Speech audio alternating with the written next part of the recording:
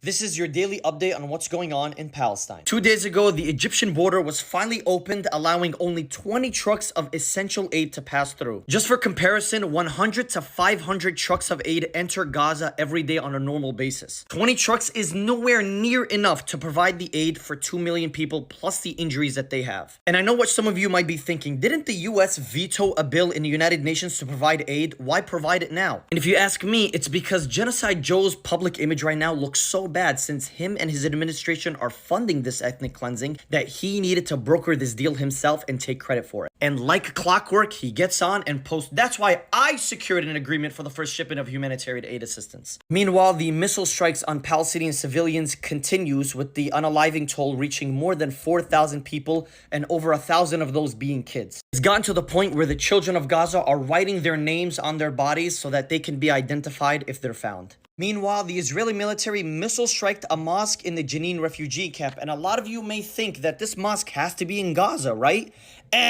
Jenin refugee camp is located in the northern West Bank, and it's hundreds of miles away from where Gaza is. Please keep in mind that the 2 million Palestinians that live here are completely under the Israeli military's control. They have no weapons, and there's no Hamas here, and they still got hit. This, of course, comes after widespread protests all along the West Bank, and this is the Israeli military's way of saying you are not safe from airstrikes either. And when things like this happen, you guys have to ask yourself, is this a war against Hamas, or is this an ethnic cleansing against all Palestinians?